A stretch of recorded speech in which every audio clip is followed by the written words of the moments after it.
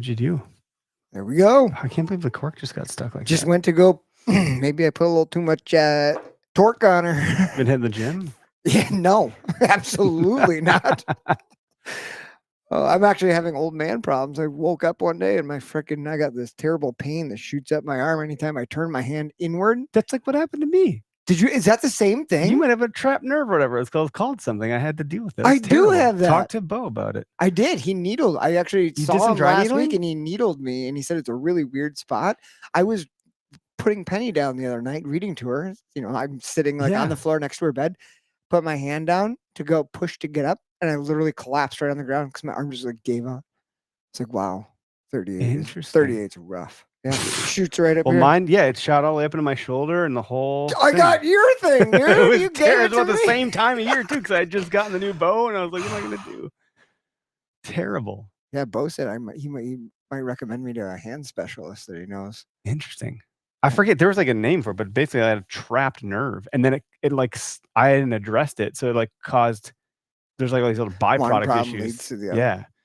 So eventually just worked it all the way back down and isolated and then fixed it somehow. He thought I had tennis elbow, and then he started going all right here, and I was like, nope, right over here. And then he felt it, and it was like 2 ligaments that were super tight. Weird. I found a lady digging under my armpit, like hitting some certain. I was like sweating. It was so painful. I was like, this is not pleasant. I was like, please be done. And then I was like, I think you fixed me. We're good. Can I go now? It felt like a miracle. Thanks for violating my armpit, lady. Thanks for violating my armpit. Well, welcome to the podcast. I'll hit the intro button. Oh, we're recording. This is the Okayest Hunter podcast. Never pass on shooter bucks. That's just meat in the freezer. It's your tag. You hunt how you want. This is Okayest Hunter. Okay, so welcome to the podcast. Thanks for listening to our Happy Tuesday. Yeah, happy freaking Tuesday, man. I'm gonna pour this drink. This is the Steel String bourbon with honey from our friends at Interstate Music, and this is a whiskey by Mark Taylor. I think he's one of their musicians. I don't know if I'm saying that correctly. Country singer-songwriter Mark Taylor is taking Music City by storm with his 90s country. So anyway, I'm going to pour this up. Our guest tonight is Scout Speer. She's one of the musicians on the roster for Interstate Music. I had the distinct pleasure of hearing her sing a private little concert just to our little family at Interstate Music, mostly for my daughter Logan, because Scout Speer's actual name is Logan Scout Speer. So my daughter is like, oh my gosh, another girl named Logan. It just happens to be this awesome country singer who has an amazing voice, by the way. Like, I have a recording of the song. It's quite impressive because you hear her singing and the acoustics of her voice all by themselves with no mic, nothing. It was just her in a room and a guitar. Sounded as though she was surrounding you with her voice. It was quite impressive. It's amazing. So, you know what else surrounds you is nozzle ammunition. In this room. In this room. It's everywhere. We have nozzle ammo. Like, this is a pretty safe spot to be. We're basically in a freaking bunker. This is a bunker. Like, I'm also rocking my new Nosler pullover. Yeah, and this material is not what you would think. It's looking sharp. This That's reminds like, me, I just what do you call this? it's not like a windbreaker. It's like a really. nylon, maybe? I don't know. It's like a ripstop. There's a dude on Instagram. I follow him. He does the funniest little reels where he is like really pretentious about different things. He's like, when your buddy who's really into rain jackets gets a new rain jacket, and he like describes it. Oh, look at Children's vent pit, and like I feel like he would have a field day with that one.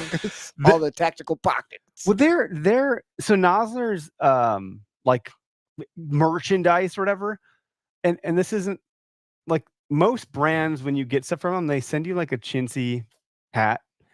I'm telling you, man, this stuff is not like anything else I've ever come across. The Nosler stuff. It's in a league of its own. It's not something that was a second thought. It was like very intentional, very purpose built, incredible quality. Even the hat, which I'm not wearing right now because I don't want to overdo it. I'll wear the hat next time. But I'll show it to you. It's wildly impressive. So they're obviously the people who, if you're gonna do it right. Like that's what they're at. Like. Hats off to him, because I haven't seen a brand do this before where they've gotten that like in depth with making garments for like their merchandise. It could be its own line. In fact, I think the last time I seen do was when I was in the I worked for a yacht company, Harkin, And You used to work for a yacht so I company? learned how to sail and everything. Yeah, it's a No whole thing. Yeah, shit. a long time ago. But like, there's it's not common. Like the merch could be its own effing thing. Which so whatever. There's that. So obviously you can get their ammunition, but you can get the merch, and of course use code OHP for 20% off purchase at checkout, which is substantial. Like that's Good not. for ammo Yeah. or merchandise. There you go. I think so. Like I haven't heard from anyone telling us that the discount code hasn't worked yet. Maybe no one's using it at all, so I have no idea. But the trophy grade ammo is impressive. The Nosler Whitetail Country, the Varmageddon, they have something for everything. They're doing a lot, bringing new products to the market and serving up a lot more to the Midwest whitetail stuff as we've been exposed to. So stay tuned with more to come from Nosler. We're going to do some educational stuff with them and break it down Barney style. But for now, that's the shout out. Also, Latitude has some hefty sales happening right now. Again, they're trying to clear house to make room for new stuff coming through. So it's kind of like a little like, do I want to spend the money on this stuff that if they're going to have new stuff? But if you've never tried saddle hunting, or if you're looking to get into it or like expand the gear that you do have, it's a really great time to get into that stuff. The Method 2 is the saddle that I use. Bar none, it is like one of the best saddles that is on the market still. They're the OG of the 2-panel system. No I've never heard anyone metal, complain no about noise, that saddle magnetic. ever.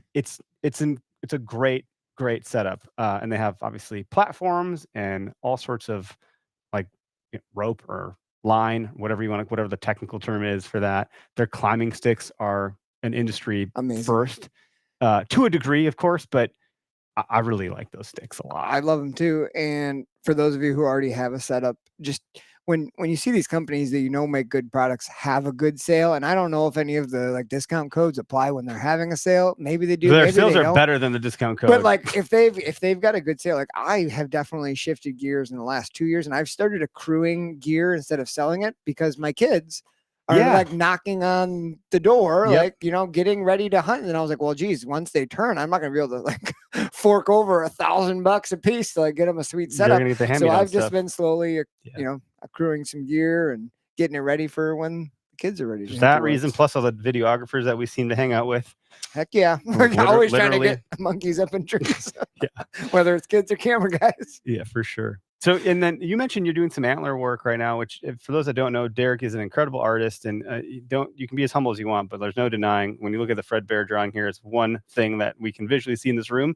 Derek's got lots of talent and skill, and a lot of that comes from just putting in the work, but you do antler repair also. So I don't know if that's from people finding sheds that are dinged up that they want to bring back to life, and or like a deer that on its dying, blitzkrieg run, it whams itself into a tree and busts off a tine. Oh yeah. I'm not saying that you need to then take it to the record book and get it scored. We're not talking about faking the funk. We're talking about restoring the full vision of the memory you had of the animal and bringing it back to its like prime of what you want it to be representing. Yeah, lots of shed repair because sheds tend to get chewed up, right? Like most of those aren't like broken tine sheds. Like they were laid on the ground, squirrels and mice chewed them up, and guys want them back to what they were. Most of the time, it's guys who have taken a deer or found sheds off like a target buck. I had trail cam pictures. Here's what he looked like. Can you get it back to normal? Nobody's ever going like, hey, can you throw a couple drops on there? Maybe make the tines a lot like that's not what we're doing here. Was it Bo? We're like, throw a drop tine, throw some D's on it, Yeah, but I got a couple elk in, so that's a lot of epoxy. Well, I wanted to bring it up because Rack Hub has ways to display single antlers, dual antlers, and this is great for when you do find sheds, either from like having history with the buck or serendipitously. Also, elk antlers are incredibly heavy, huge, and there's not a lot of companies that have that particular type of product to display things, but certainly like an elk antler, a moose antler, or paddle, where it can withstand it. And one thing we learned, you look at their website, you go to rackhub.com or wherever their domain name is. Again, code OHP across all partners will save you some money. But someone had like just the moose paddles above their fireplace mantle and no moose head, but like they had found the paddles. That's a great way to display something that you normally wouldn't consider that you could ever have done that way. Yeah, you don't want to put a moose head on your wall anyway. Moose skulls bull moose skulls 2.5 feet long. So like if you find the sheds, which is a trophy in itself, from moose are few and far between. they make special, like, I don't know if they call them the big game one. I don't remember. That's what it is. Yeah. Yeah, the big game, but it's 4 antlers weighing more than like 8 pounds apiece. Yeah. Which is a giant. Really, really cool way to display antlers. So, and we're gonna circle back with Gerber because I have not had time to connect yet, but we talked about their customization process, which is pretty involved. And I don't mean pretty involved, like the friction for you as a consumer to customize a knife or a multi-tool is really easy. Involved, I mean, you can customize all facets of the knife, the blade, the handle, all these different components. So we want to work through doing a giveaway where you can have your own custom one that you get. That's We also want to do an OKS 100 one. So we're going to work through that and come back to you guys on that. But lots of great products. We got knives. I cut myself playing with a knife on the phone the other day. So I was like, I should probably stop playing with this. And I didn't, because I just really like to have something to do. And apparently opening and closing knives is my favorite thing to do. So just got to watch We all know how you do around sharp objects, Mr. Broadhead.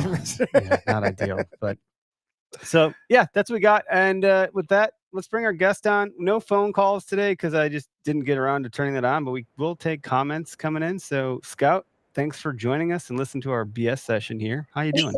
I'm good. How are y'all? Thanks for letting me join. Yeah, you bet. What are you drinking? What do you have in your hand over there? I got some Woodford. Ooh. Very nice. With a little bit, I'm not going to sit here and act like a badass. I have a little bit of Coke in it because it burns. So that's okay. Coke and whiskey, Coke. That's like a thing, right? Nice little spritzer there. Yeah. Yeah.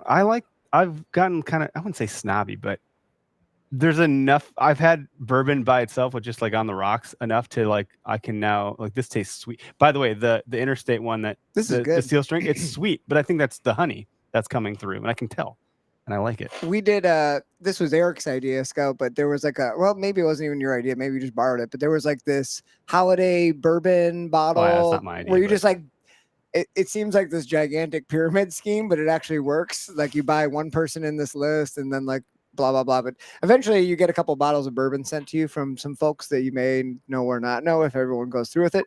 But somebody had sent me a Woodford Reserve bottle, and it came with a complimentary little Woodford Reserve glass. So now whenever I have a little bit, I'm always drinking out of the Woodford glass.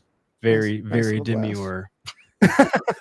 I love it. Scout, tell us, so for those that don't know, so Sam is my brother-in-law, Sam Gaskin. He is the caboose of my wife's family, and annoyingly talented, I would say, because there's not much he isn't good at. And like I say, annoyingly, because damn it, are you really good at everything? Yeah, you really are, you little son of a bitch. He's the voice of the intro, so you can hear this. This is the OKest Hunter podcast. That is Sam. I literally was thinking. Could you recognize it when he played it? Yeah, he's done most of the intros for most of the podcasts on the network. There might be one or two that did it themselves. Hawk and Horse did the Boyer one, but I think Sam did every other one. If you're the audio guy, why not? He's good. He's really good. He did the OKS Cook one. They had some very specific requests. He did a lot of them. Anyway, that's how I know you, and that's how I know Interstate Music. That's where this connective tissue kind of comes into play. And Sam has had great things to say about you and your talent and the fact that you also are a hunter. So it felt like a great time to connect and have a conversation about the things that you have going on in your world. And then we can just shoot the shit here. For sure. So I guess tell us I don't know, have you been singing your whole life, or when did you decide to go pro and become a star? By the way, so my entire life was made up of college sports and just soccer, and so I played soccer, and then I went on to play college soccer after high school. So that took up the majority of all of my literally all of my time. So I'd always sang, I'd always done music and written stuff, but I never really got the chance. And it's always been a God thing for me. It was like I was being pulled that direction, and every single time I would try to push it out, it was just coming back. So I was like, okay, fine, I'm gonna give it a chance. I'm gonna give it a go. So anyways, I hung up the cleats and finished out my spring season at UT Southern, And yeah, I started signed with Interstate, and it just it's become a part of my life, and it's growing every single day. So that's kind of how I got started. How did you find, like, how does one find Interstate, or how do they find you? Like, how does that happen? Yeah, like, that like, process. you just signed with Interstate. Like, you made it sound like nobody, like, I don't think anybody could just do it. And how did that discovery process Was come about? there a tryout? Like, you have tryouts for soccer. Was there like a tryout? Like, Yeah, hey, you're a soccer guy. yeah, I'm nowhere near the level that Scout just explained, but yeah, I'd like to kick the ball around. I actually, Marla Cannon Goodman, she's a big songwriter in Nashville, and she was gonna do the Van Jams thing with Interstate. They play music out of the back of the van on Music Row. She couldn't do it that night. She was out of town, so she hit Jeff up and said, "Hey, ask Scout to come on and play." And so I did. I was terrified. Sat out there, sang 4 songs, and Jeff liked it. And it all was uphill. Like, I signed with him, and the connection grew, and yeah. That's really cool. So you just happened to like pinch hit for someone. Were you already living in Nashville, like performing around the area when that happened, or did you like drive up to do that specifically, do the Van Jam? I drove up specifically for that. I was doing like some small stuff in Columbia. My parents, they're from Columbia, Tennessee. I now live in west of Nashville, not in the city, but in the outskirts of it. And so yeah, I drove up for it, and it's one of the first things I had done in Nashville. So where do you pull your inspiration from musically? Like, do you have some tenets that you pull from, or like some inspiration? And like, what describe your sound and your vibe? Like, who is Scout? What can listeners expect when they find you on Spotify? Some of them, well, that like will hear this episode and go on to like, I want to hear what she sounds like. As far as inspiration, it's really, I mean, this is obvious. It obviously comes from my life, but it's just life experiences with breakups, and it's your typical country song, honestly. It's just the breaks, the whiskey, it's like all of the things, but it's so real, and it's not just the cliche. As far as sound, I grew up listening to Colby Calais. So that's I'm told that I kind of favor her a little bit. So I think that's what people can expect. And when I heard you sing, like, I think you did a Colby Calais song, and it was like wildly good, I thought. But I'm not saying what do I know, but I like, as someone that appreciates music, like, you can hear talent, and I've watched enough American Idol and all that jazz. Like, people sound off key, you can pick it up pretty quickly. That's not the case. Like, I listened and I was like, holy shit, you got like some lungs and like some talent to like get that voice out in a way that was really enjoyable. And one of my kids, well, all 3 of them listen, but Dane was incredibly bashful. Like, I think I had the camera on him and Logan the whole time, and Dane just like couldn't even handle looking at you. It was hilarious. He was like this little 5-year-old, and he's like, it's like a mix of Fergie and Jesus. That's pretty great. But so, and you're in Tennessee, or outside of Nashville. Are you planning to come to Wisconsin in the near future to sing at all, or? I am. I'm coming up to play the Sunset. It's a Sunset Festival. I don't know what it is. It's called the Sunset something, but it's July 10th. So I'll be up there. Where are you going to be? I'm going to be in Greece. We leave on like the 7th. Are you going out? I was going to say, again, that'd be so fun. Yeah, we got a school trip planned. Oh, well, that'd be good. That'd be fun. That was a good trip last time you did it. Yeah. But it's at the Menominee Falls. Like, there's a big out. That's where this is? Yeah. Oh, really? Yeah, That's like that big stage outdoors. It's like 15 minutes away. I was just know. thinking that'd be fun to bring the families there and Yeah. come watch Scout. There's a lot of playgrounds there for the kids too. Yeah, darn. Well, I mean, so you're good with the guitar in your hands, but like, what about rifles, shotguns, and bow and arrows? Like, let's shift the gears a little bit, if you don't mind, and feel free to like swing the pendulum back to country is needed, like in terms of like inspiration for songs and stuff. Like, I don't know, what species do you enjoy going after? Is it public land, private land? Do you go with your mom, your dad, friends? And what are you getting after? What are you using? all those questions packed into one to just kind of like you take it where you want. Okay, so I recently picked up the bow. So for about like it's been a year. So that's its own little. It's hard for sure, and I can't imagine. I have a story that'll like make it come to life, but this year was my first year shooting at a deer. Yeah, it didn't come up lucky with that one, but as far as what I hunt, I've been elk hunting. Obviously I've been deer hunting my entire life. I just never could make myself do it until this year. And turkey hunting, duck hunting is my number one.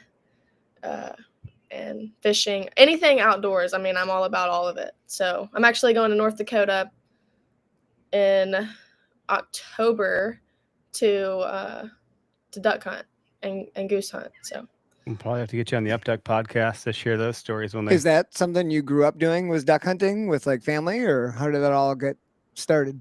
in high school, I had some friends that went, so I just started going with them, and I fell in love with it. It was so much fun.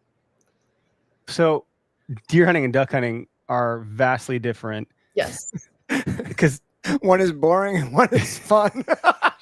We're doing the wrong one. I've seen people bring out like their, camp stove, and like they're cooking fried eggs out on the duck boat and bacon. They're very spoiled, and like it's like, you have the heaters, you have the buddy heaters, you have your Blackstone that you're just cooking. Like it's a vibe. I love it. Like, you get to laugh and like talk. And deer hunting, like you don't have to sit. It's ambush style. You're just sitting there cold by yourself, like not afraid to breathe loud because a deer might hear you 2 miles away, and heaven forbid your scent carries the wrong direction. And it's a very solitary hunt, and it has the camaraderie component when you factor in like gun deer camp. Archery hunting is a whole different thing, but like duck is way off the rails in contrast. And then turkey, I feel like it sits somewhere in the middle because I've been duck hunting, I've been turkey hunting, I've been deer hunting. Turkey, you're not worried about scent. The camouflage has to be on point. Like you need to be concealed, and movement's a big deal. But like until those birds are even showing up in earshot at all, it's kind of like fuck all. You're just shooting the shit a bunch, I think. Well, yeah, and it's the interaction of like calling, like duck hunting. Like you see them, you calling them in, or somebody who knows what they're doing is calling them in, and you're hoping they do a good job. And turkey's the same. You get to have that interaction. You get to like, have that little bit more personal connection to them, other than just, waiting and hoping they come past you. Yeah, deer hunting's very not the same. So I think, gosh, I want to go like 100 directions all at the same time, but you talk about you've been hunting a whole bunch your whole life, but you only recently picked the bow up and like, we're going to really go after whitetail. Let's talk about that experience, soup to nut, like morning of, how are you feeling? Like what, sorry, Derek, I'll cover you can go ahead and cough it all up. You need to whiskey went down. Sorry about that. Yeah. Like, sights, sounds, smells, feelings, all of it. Like, let's unpack your first whitetail hunt and like what happened. Okay. So it was a weekend. So we like I had a few days to get the job done. And it was with a rifle. It wasn't with a bow. I was not going to take a bow out there and try to do that the first time. So we get out there. I was a little spoiled. I did have a heater, and we were in. There's no shame in any of that. Like, it's okay. Is it the redneck stand or the red, like a hunting blind thing? Yeah. Windows and doors. Yeah, I was in that. And so yeah, I think I was overly confident. I was like completely sure that I was going to go out there and do it. And that kind of scared me because I was like, it's probably not going to happen that easy. So we went out there and it didn't work the first 2 days. We went back there the third day, and then we were leaving to go back home right after.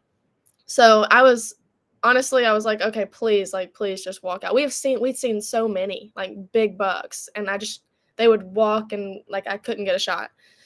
So anyways, we had another person in another stand, like, I don't know, 400, 500 yards away. And he said that there was a 10 point that it was like one of its sides was broke off, but the other side was full. And so anyways, he's like, y'all don't have much time left, just run down here and try to get in the stand without making any noise and try to shoot it. So I ran down there. He's with a doe. So I learned that if the doe's there, he's there. He's not going anywhere. If she runs, then he's gone. But she wasn't. Yeah. So I get in there, and the other thing that this is like what really messed me up is the buck fever.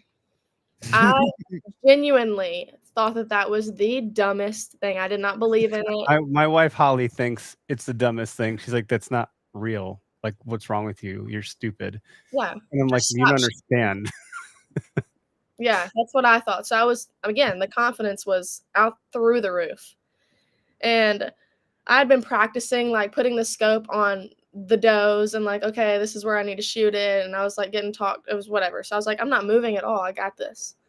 Well, I looked down. I don't know. It was pretty far. It was, like, 175 yards away. And so I have him in the scope, and I can't breathe. I'm like shaking. I'm like the whole thing is like this, and I'm getting so pissed off. I'm like, this is real. Buck fever is real, and it's the most annoying thing because if I could just sit still, I could have this as my first buck, this big 10-point. So he's like looking at me. So his chest is at me. I'm like, oh my gosh. So I shoot and I miss. Completely miss. Did you know it right when you squeezed the trigger? Did you know, like, oh shit? Yeah, I did. But the doe's still there. She is still there, and he's looking at me, and he is he's snorting, he's stomping at me, and he's pissed. So I'm like, okay, this is good. So then he turns, and I'm just trying to just sit there long enough where I can just stop shaking and try to like breathe through this. Couldn't do it. Eventually, he turns around and looks at me. He starts running off. Well, the people I was with make a noise. They do the like grunt noise, and he turns, and I had him, and I pulled the trigger, and I hit him. And I think it was too low. But anyways, we tracked blood. It looked like lung blood, like it looked good. So we were thinking it was going to be good or whatever. And we eventually had to get a drone out there that night and try to find him. We found him. I did hit him, but he was all good. So. You know that feeling, sadly, happened to me last season. Got the drone out, did hit him, but he was going to live. So good thing, but also not good thing. Yeah. Not a good feeling. No, sucked. And it was the last day, so I had to wait until next season. And that was that in Tennessee or were you somewhere else? I was in Kentucky. Kentucky. All right. I know a lot of guys in Kentucky. Like, I don't know why. I know a lot of guys in every state, I think, probably. If you really want to get frustrated, Scout, the buck fever is bad enough when you're shaking. Up here in Wisconsin, our gun season comes in the middle of November. It's usually quite cold up here in November. And what always happens to me when the buck fever is starting to settle in, when the moment of truth is coming, you start breathing heavier. And when it's cold out, your breath ends up fogging up your scope, and it like ices over, and you can't see out your damn scope. And all of a sudden, you got a big icicle on your lens, and you fogged it up, and you can't see what the hell's going on. Then buck fever really kicks in hyper gear, and you start shaking like freaking nuts. Does that go away? Like, does it get easier? Yes, kind of. I think as you get older and you learn how to deal with it a little bit better, the more encounters you have, but it just hits you at a different time. Like now I'm pretty good at making it happen on the deer, but as soon as the deer's running off, I'm like grabbing onto the tree because my legs start shaking like crazy. So now it happens after I've shot, which is good. That's not the case for me. It still happens in the moment. I think I just kind of like black out. Like I don't know what happens. I think I got it all figured out. I'm like, my mechanics are good. My anchor point's good. I'm talking about archery hunting. And I'm like, okay, I'm where I need to be. I'm breathing. And then I let it rip. And I'm like, wait, what the fuck just happened? Like, shit. Did I shoot? Did I do what I was supposed to do? Like, and all of my confidence goes right out the window. Just come unravel. And then I start shaking like crazy. I can control the shaking in the moment. So it happens. And then there's some sense of control, but then it gets masked by blackout. And then I come to and I'm like, what the hell just happened? So it's very, I think what happens to my dad too. He called me one year. He got a deer. He's like, I don't know. I don't even know where the arrow went. I'm like, what do you mean? Didn't you see it hit the deer? No, I didn't see any of it. I'm like, what? I'm like, this is where I get it from. Damn it. Chuck got blackout. It turns out he had a perfect heart shot and the deer died. So it's like, clearly at some point there's like some saying from the military folks, like, you don't rise to the occasion of your training, you fail to the level of your training, or I don't know. It's someone in the comments, please, for the love of God, tell me what that quote is. I'm gonna Joe Rogan the shit out of this thing. Scout, have you shot a doe before with your rifle? I haven't. Interesting thing about that happens to me, and I'd be curious to see if you ever get the opportunity or have the desire to fill the freezer with a doe. But I can, like you mentioned before, you were practicing on all the deer that came out and like holding your scope on. Awesome thing to do. And like I've done that 1,000 times too. And then as soon as you like flip the switch in your mind, like even on a doe that like I'm gonna try to get this one, that like just that little like decision, you can be watching it, and like, okay, I think I'm gonna do it. Then all of a sudden the buck fever hits as soon as you decide you're going to take it. Even if it's not like a great big buck, it still will happen almost to the same exact degree. Right. Mm-hmm. Yeah, I don't have good advice. That's why we're the Okayest Hunter podcast, not the Elitist Hunter podcast. Like there's a reason you're talking to us jokers, and there's things called like target panic, and there's ways to like prep and prepare for that stuff. I think one of the things that actually has helped me in the archery side is going to 3D archery shoots. There's like, I wouldn't say they're tournaments. You could join a league, but if you go to like Total Archery Challenger, there's always some sort of local 3D archery event going on. And that we did one with Anthony Heller at the playground, the deer vein. He calls it what's it called? The playground. And he did like a shootout. So everyone does the course, and just shooting in front of people gets your senses elevated a little bit more, because it's like, oh, I'm not doing this alone. There's people watching. This could be embarrassing. But then at the end, he did like an elimination shootout. And so like you get paired up against someone, you both shoot, and then whoever does better moves on, and the guy or gal that didn't falls out. And it gets down to the wire. There's eventually 2 people left in the shootout. And I think one of the people was a gal, and she was a freaking deadeye. Yeah, she was great. That hit my nerves. Well, that was also everyone is standing behind you watching. Like 40 people are all standing there. It hit my nerves. Simulation? No, so 3D is like you're shooting at a foam target. Okay, I got you. So yeah, you're shooting in real life, your real setup, your real bow, your real arrows, your real release, everything. This is like 3D out in target. The woods. Yeah, out in the woods. Yep. So and then I can actually mimic more realistic like settings, where a lot of times these targets will be put in an area where you got to shoot through a small gap, or you got to figure out the yardage and all that stuff. But that hit my nerves. I wouldn't say a lot but that's the closest I've come to buck fever in practice. Yeah. So I think, that's a really good way to practice. Otherwise, rifle is different. That's just some fundamental breathing stuff. I'm like far more comfortable with rifle because I've had some formal training around how to like shoot rifles in really intense settings. Like I've done live fire rifle events and crazy shit. But the bow and arrow is just such a different beast, because your fundamental mechanics have to be the same. You have to get that muscle memory down. Anyway, so it's crazy. And you're never going to shoot. And like, if you're practicing with your rifle and you have like, what is it where you put your rifle in that apparatus when you're at the shooting range? Oh, like make like the lead sled, or like the dead shot thing. Yeah. And you have sandbags and a lead sled, or you're shooting prone or whatever. Like when you're out actually hunting deer from like a freaking tree stand or some, ground blind, often the settings are like not nearly as like comfortable. You don't have nearly as much time. You got to make a judgment call really quick. And what do you mean? All of a sudden, like all that stuff can get compressed into this micro moment of like 1 second can feel like a minute, but a minute can feel like a second. Nothing makes sense. You're in a time warp, and you're holding the gun in a weird way. Like shit can get weird. Never happens. So hats off to you for like getting to a spot where you did hit the target. It's just hard. And I don't know, did you shoot the rifle that you were hunting with before you got to go hunting with it, or no? No, I didn't. That makes a big difference. That kind of stuff matters to a degree too, because like your confidence will build up. Derek had that. We just did our Oregon hunt film release like, I don't know, 3-4 weeks ago now. And I think at some point Derek was shooting at a range that he had never been exposed to before, 700 yards at a blacktail in the backcountry of Oregon in these mountainous regions. And he's like, I've never made a shot like this before. Close. And so he took some like dry fire shots. And it sounds like that helped you. That was really a good idea. And that was all Lyndon's idea. So we were set up on this buck and it was insanely far. Like you can't even, Greg couldn't even see it through the binoculars. Like guys see it. And then we're set up on it and I'm borrowing a guy's gun and he let me practice with it earlier that day.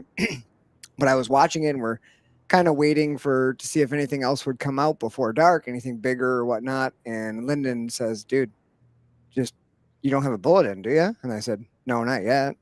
I didn't have anything in the chamber. He's like, flip your safety off and just squeeze the trigger on that buck a couple times. Make you feel way better. And I was like, why have I never thought of doing that ever? Probably because in Wisconsin, if you see a deer, it's like, it's 90 yards, you're just blasting. You got to shoot now. So anyways, that's blasting. But I was able to dry fire and just like practice the shot execution like probably 3 times. And he squats down next to me. He's like, so how'd that feel? I was like, he's dead. And then we threw a bullet in and it was just like practice. It was pretty sweet. It helped you get through that, like totally calm the nerves. Which is crazy to think that. So yeah, some fun. Maybe that's helpful for the next time you go out. But have you gone archery hunting yet with a bow and arrow? I haven't. I was actually gonna say, like, I can't imagine being like that with a bow. Because you have to hold the bow, you have to like have it drawn back. I mean, for a while, right? You have to wait for them to come in. You have to draw back at a time so they're on top of you because look, don't get me wrong. Some guys are going to shoot 60 plus yards at a deer. That ain't us. It ain't me. Maybe Derek. I don't think so. But like, no. I'm not shooting past 40 as my top. I'd prefer 20 to 30 or less. And at that point, the deer's so close to you that any move you make is like your last move. it could ruin the whole situation. Yeah. So you're drawing back at like, you got to wait till, in my case, last season, a dog started barking in the distance because I was hunting a fairly suburban area. So the dog started barking. Then I drew back, because I distracted the buck and I could get away with a little bit of motion, maybe some sound. And then I'm stuck. Well, this deer is not at an optimal spot for, I think, 2 minutes, which is not normal, by the way. Like 2 minutes is probably longer than average. Time. But then your muscles start fatiguing out. And then you're shaking. Your nerves are going. Buck fever's taking it. It's a totally different ball game. And that it is, it's like a drug. And I don't know anything about drugs, but I feel like there's a level of chemicals hitting your brain that like we're not used to as human beings in this modern age. The primal stuff that kicks in, it does something to you chemically, and it is highly addicting. That particular moment. So yeah, you should do it. You should do that for sure. Yeah, I definitely want to get into the bow side. I feel like it's more rewarding. Like I feel like it's harder. I might be wrong, but I think they're two books about the same subject. Like it's not like a different chapter in the same book. It's literally 2 different books about the same thing. Yeah. 2 different approaches completely.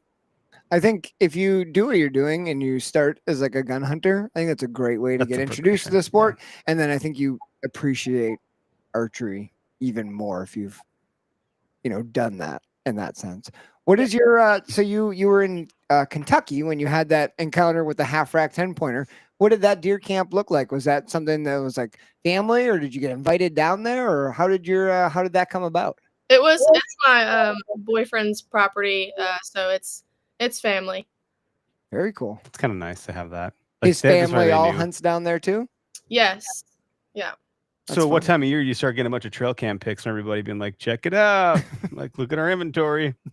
I don't really. I think it was. They obviously have them out there year round.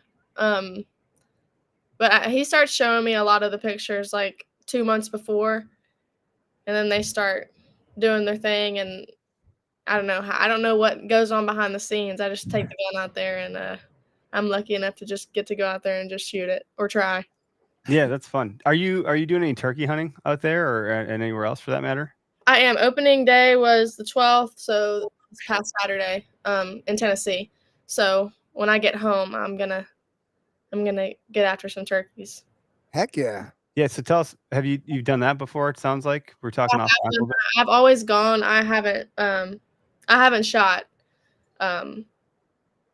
But yeah, I'm gonna try to get on one whenever I get back, and I'm gonna be the shooter. It's honestly you're completely right. It's like that in between duck and deer. It's like you have to sit there, you have to wait. It gets boring sometimes, but obviously it's worth it in the end. What I think is, so I'm usually poo poo on turkeys. Like I could give a shit about a dumb bird. Like, and Yeah. I do think turkeys are also like deer in that they're incredibly stupid, but also really smart, which is conflicting. However, frustrating. however, I have grown to like some things about turkey hunting, and some people are really rooting for me to become a believer here and dive deeper into that rabbit hole. I don't know why they're rooting for me to like turkey hunting. I'm not really sure what the deal is. It's like, whatever. That being said, I've really enjoyed the being out in spring. That's a time of year that I'm like, whitetail is fall, like things are dying, and the foliage is like turning into these really beautiful colors. Spring's a whole other end of the spectrum that I've not really been in the woods for hunt. I've been in the woods in spring for like morel mushroom hunting, but not like sitting still in a spot. And like just the birds that are coming back in, and like the being out there for the sunrise, because it's usually before work, and there's a whole different vibe in the forest for the turkey woods and the deer woods. The spring mornings of turkey hunting, the birds, like other than turkeys, are insanely loud. Like, you know what I mean? Like Yeah. they are. It's really really intense. And I do think that's one of the parts that I love about it. I do love an early spring turkey hunt, and I don't know how the weather is down by Scout, but like I've got the 5th season, so like our Wisconsin seasons go by weeks. So I've got the 5th week. Well, the 5th week of our season, you're going to probably be dealing with a lot of wood ticks and a lot of mosquitoes, most likely. And that is my least favorite part about turkey hunting. I hate ticks. Same. Do you guys have? I'm assuming you have a lot of that. You probably going have on. I mean, chiggers down by I was you. just down in Tennessee when we were hanging out with you for a hot minute there, and it was already like 70 some odd degrees. It was beautiful. Things were greening up. Trees were blossoming flowers. It was like, oh my gosh, I don't want to leave because we had to come back to this bullshit. It snowed yesterday. So Yeah, for turkey season here, it's cold in the morning, so you put all your layers on, and then it gets hot, and you got to walk, and it's just miles, and then it's just I always end up chasing. I always end up getting up because I can't sit down that long, and so I'm like chasing a turkey, and so by the end of it, I'm like, it's not what you should do at all, but it's what Have you ever had it, Scout, where you get up to go move to chase him and he ends up right back where you were calling him from? yeah, every time. That happens to me all the time. We had snow one year, and I brought 2 friends. It was my buddy and his then girlfriend, now wife. And they came up to Peshtigo, and we were hunting on the public land, and we were sitting and calling this bird for like, it felt like an hour. It's probably like 40 minutes. And he kept gobbling from the same spot. I was like, he's not going to move. So I was like, let's get in the car. We'll drive all the way around. We'll come in from this other way. And it ends up being like a horrible way to go. And it's so thick and it's mucky. And I'm dragging her through here. It's her first turkey hunt. And we like set up where I think this bird is. And we start calling. And he sounds further away, like where we just came from. And we couldn't call him in. We ended up going back like a while later. We took it real easy. We got out of there. We went back to the first spot, and in the snow, I shit you not, his tom tracks walked right up to where our butt prints were in the snow where we were sitting, and he just strutted around there because that's where we were calling from. Walked all over. If we would have just sat and we're patient, he would have came right into our laps. No, I dragged him through like 2 miles of freaking hell for nothing. I felt like such a jackass. that's a good story, though. I was like, sorry, Maggie. I love those moments, actually. Very humbling. Yeah. But if you would have stayed, you wouldn't have known. You got to risk it to get the biscuit. We risked it. There was no fucking biscuits. Oh, that's great. So this season, you're going to turkey hunt. Sounds like you're going to deer hunt again. Like, how closely related are these activities to your music? Like, is there a through line here? Like, you'd say like your music is like every other country song where it's like about a breakup and whiskey and so forth. I know you have one coming out in like the next month or so about a truck. So like, I think you're covering all the bases, but are you writing your songs, and like, are you getting assistance? Cause I know there's a lot of writers in the industry. Like, maybe just talk through how some of the outdoors has or is inspiring what you're doing musically? I'm actually getting more into trying to steer away from, just the breakup, just the sad songs, really. So I do have a song that it's leaning more towards me as an individual, like what I like. So it's literally talks about a duck blind and camo, and like it's called "Wanna Wear a Sunset." So that's like, I'm excited for that one to come out. It's I had some help with some other writers. All the songs we write, I get in a room and I bring them an idea, and I'm like, I want to chase this. This is some lyrics that I have, and like, let's enhance it and let's put some furniture. I call it furniture in the room. Like, let's make it more colorful, so it's easier for them to like picture that and be there in that moment. And I think this song, it would be after F-250, but that one really it really like shows you who I am as an outdoors woman. Like, just it covers it all. So yeah, that's me leaning Title is into incredible. Like that's a really strong. Like that has enough intrigue all by itself. I'll tell you that right now. Like I don't know shit about what you guys do over there, how to make this stuff up and like curate it and make it better and furnish the room and all that jazz. That title in of itself sounds very alluring. Do you fish also? I know that's not like our podcast, but like when you say outdoors, we're talking about hunting. There's obviously more to outdoors than just that. There's camping, hiking, fishing, biking, hunting, this, that, and the other species. And you talk about elk. What else are you doing outside that like is pulling the cords of that inspiration for you? I would say fishing is probably it's like the time where it's quiet. It's like me going out there and just being next to. We have the Harpeth River where I am in Kingston Springs, and so it's really like to just sit there and fish. There's smallmouth, and you can wade it, you can float it, and for me, that's what I look forward to the most, and that's where I get a lot of my overthinking songwritery stuff coming out and flowing into my phone. So it's pretty great. Are you using wacky worms to catch those smallmouth by any chance, or what's your setup for those things? I love catching smallmouth. I use crankbaits and sometimes some spinners. It's the one. I always forget the words, but it's the one with like the little lip on the end, and it like a rebel crawl. That's what I use. Yeah.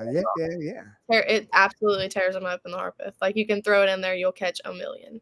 I thought for sure you were going to say, I always forget the name of it when people ask so that nobody else uses my secret lure. The old fisherman's tale there. That's cool. No, that's fun. I mean, stillness is probably the quintessence of all of the things that happen in nature.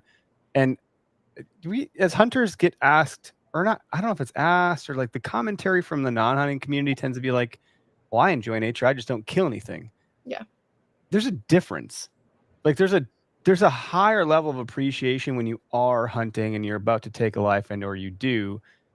There's an ethical level that starts to come into play that is hitting those primal like components of being a human being that we don't typically tap into. So like that's unique and interesting and really hard to describe.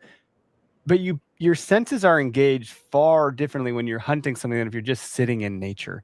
And typically hikers are hiking through. And even when you're trekking to your spot, you're not stopping to let nature come alive around you, to start to like tune into it so you can tell the difference between a squirrel and a buck or a deer, which I have a really hard time doing. And it's after a little bit of that, those like noises you start to hear and these sounds, you start to like, you'll know intuitively, instantly, like, nope, that's not a deer. You're like, I shouldn't cast there. That's not a spot. Like you start to like, the stillness calms the mind in a different way when you're hunting than just being in nature without hunting or fishing. It's we've talked a little bit about it on the podcast before, but I think about it a lot because it's such an interesting part of it.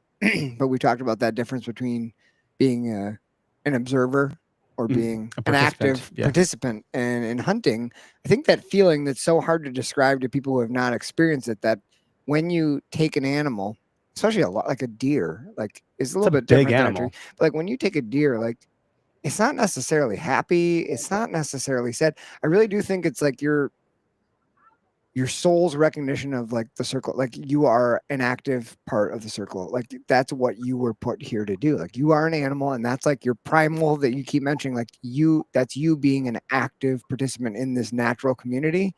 And I think that's a hard thing to describe to people. And I think that's what, like, my mom hunts with us. Like me, my mom, my dad, we all hunt together. But she didn't start hunting until I was 14 because she never wanted to hurt an animal. Like that was her big thing. And like she went hunting with me. I got a doe with like when she was with me. She thought it was really cool. It wasn't as bad as she thought. So then like she took her first doe the next year, and I was with her. She looked at me as she's standing over it, and she has tears running down her face. And she's like, I don't know if I'm happy or I'm sad. I just feel a lot. And like I think that summed it up. Like that's like the connection. Like that's what hunters realize, that so Mhm. many people who like our normal world is very disconnected from our That. food chain and our food and that natural instinct, like that we are like part of Mhm. it. Like And it's almost like it's suppressed. Yeah. On purpose. and it gets more and more suppressed And as I don't know we that that's good for us. That almost feel like saying you shouldn't go outside anymore. Like at Right. some point that feels like the direction we would be headed, but we know we have a natural draw to do those things and to have that outlet. So I'm excited to hear how some of these things come through in your music, because it's a gift to be able to have the talent that you have and the platform that you're creating through Interstate, through your talent, through like your hard work and all that, to kind of like, I don't know, get a megaphone and sing these things to the world, because you're going to have a lot of people that don't engage in these activities that are going to be hearing this Yeah. music. You're going to have a ton that do, because that's the demographic. Like, of course, there's a lot of people that are just obviously hunting and listening to country music because that's where they can get the relatability. You can't get it from rap. Like, no one comes from the ghetto talks. I mean, they're talking about killing, but not an animal. Like, it's a little bit different. A lot of guys and gals that are from the country, like there's not a lot of places to get the music that's going to speak to the things that they enjoy doing. I don't know how I'm talking about. I don't know what we're talking about. I'm like just thinking more about what you're doing, and I think it's really cool. Yeah, it's like you were talking about, like when people go out and they say it's just killing an animal.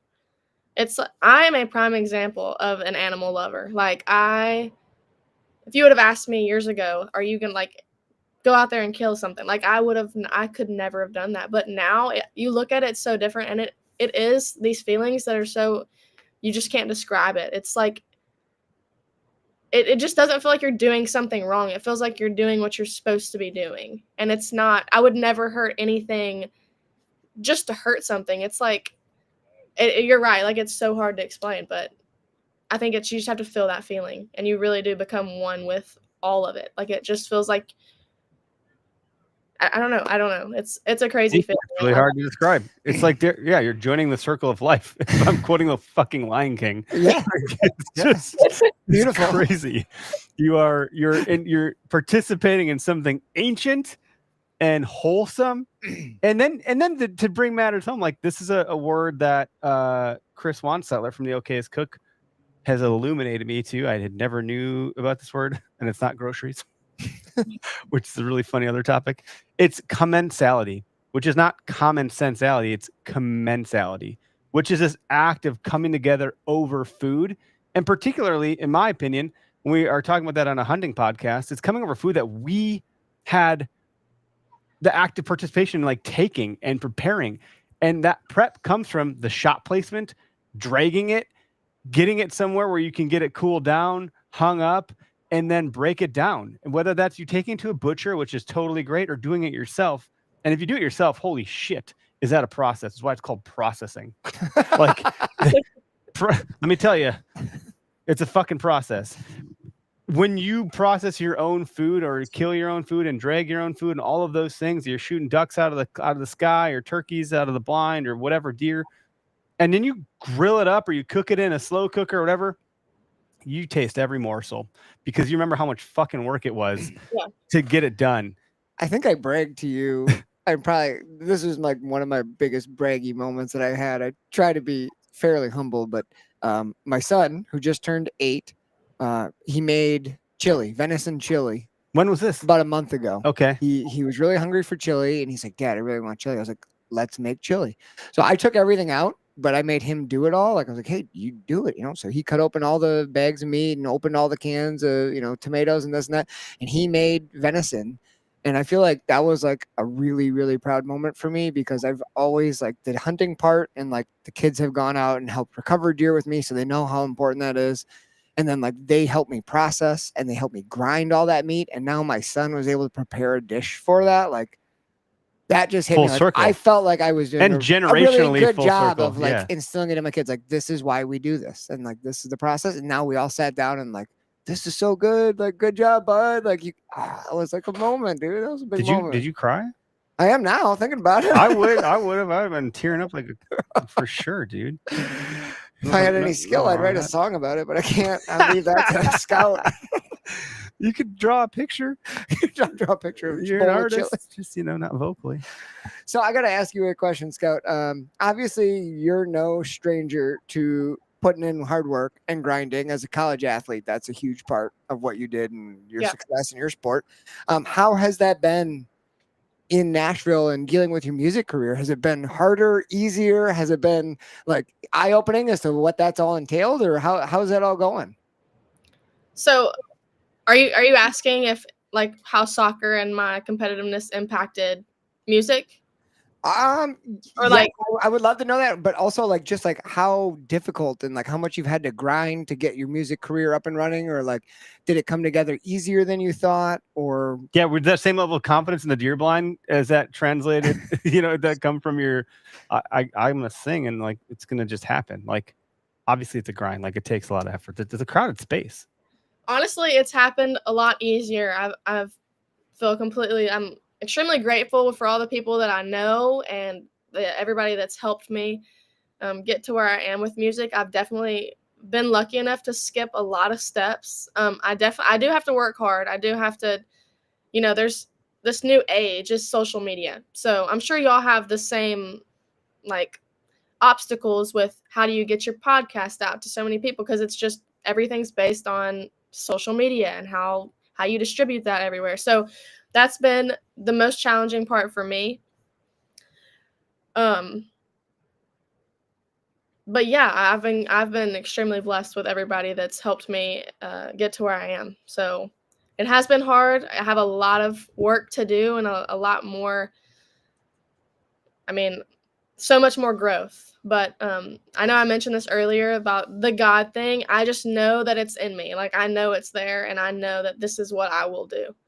I don't know what I might be a songwriter. I might be an art. Like I don't know, but I know that I will be with music and I will be in music. So there's a sense of confidence and like this sense of like relaxation, knowing that it's just inside of me, and I know that this is what I will end up doing for the rest of my life.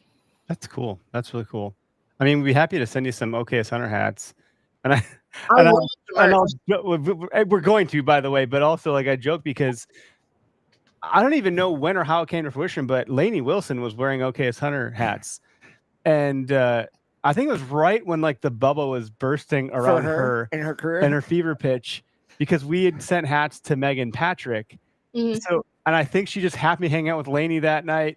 And next thing you know, I get people sending me all these DMs and text messages, and they're like, "Lainey Wilson's wearing your hats." I was like, "Who's Lainey Wilson?" Like I didn't know, and I was like, "Cool." Is she like a big deal or something? Like, dude, she's in Yellowstone. I was like, oh, well, that's cool. Like, what else? Well, she's a singer, and now she's done everything. And I was like, holy shit, I guess that is kind of neat. So, like, maybe there'll be some luck in that if we send you some stuff. We got lots of fun merch coming out, so we'll be happy to let you take your pick. But anywho, like maybe there's some luck around the OKS Hunter vibe. Yeah, and you should take confidence in what's been happening with your blossoming career here, because as much as we like to grind it out and do everything the hard way in the deer woods, sometimes when doors open for you and opportunities are given, it is God or whatever, significant thing in your life is leading you in a direction, and you just got to follow. And if you're listening to God, like some people don't, or they're not able to like know that that's what's happening. So like, good for you for was it heeding his call? Like that in and of itself is powerful. It definitely comes with the stillness that y'all are talking about, like being out in the woods and being out in nature. Like that's where I hear him the most, and that's where I get all the answers. So there's something to it. That's cool. There's a really good book, by the way, by Ryan Holiday, one of my favorite authors, called Stillness is the Key. And I pull a ton of inspiration from that. And in our busy, chaotic, technology, social media driven lives that we live in today, stillness is something that's really hard to find. Yeah. And that's one of the reasons I love the outdoors and music too. Like you're in a long enough car ride or whatever, like you need to find ways to rip yourself out of the hustle bustle sometimes and just get back to neutral. Yeah. Music is good for that. Nature is good for that. Combining the two, even better. Stillness and privacy, two things that are disappearing every day that goes by. And I'm sure, Scout, you're going to have an amazing career in this and you're going to become wildly popular. So I think you'll probably end up leaning into the outdoors and to find that stillness and that quiet, probably even more so as your career blossoms. 100%. It's cool. Jeff in the comments, anyone in Wisconsin, come see Scout on July 10th at the Village Park in Menominee Falls. Village Park? Which is where we were last year. That's the park I was talking about. Yeah. Derek won't be there because he's a piece of shit. Just kidding. It's true. I'm chaperoning a bunch of students to Greece. Okay, I'm not that bad a guy. I'm just messing around. Sorry, we'll miss you this summer. I'm sure we'll be there with our kids. I'm sure Logan, my daughter, will be super delighted to see you again, as will my son Dane. Jude, he's in his own little universe, so like he'll just be there to F shit up. That's what he's good at. That's okay. That's okay. Should be a darn good time. And so like remind us when the songs are dropping and where people can find you on social, on Spotify, like where are the handles and websites and all that jazz, as well as what song is coming out when, where to find you. I'll just rephrase that. Music is coming out. F250 is May 30th. All the other dates are not not sure yet, but we'll know soon. And I'm out at Scout Speer on everything. So that's where people can find me. It's SPEER. Are you on YouTube also, or just like Instagram, Facebook, TikTok, Spotify, like all the above? I'm on YouTube. Yeah, I think I'm on everything. That's cool.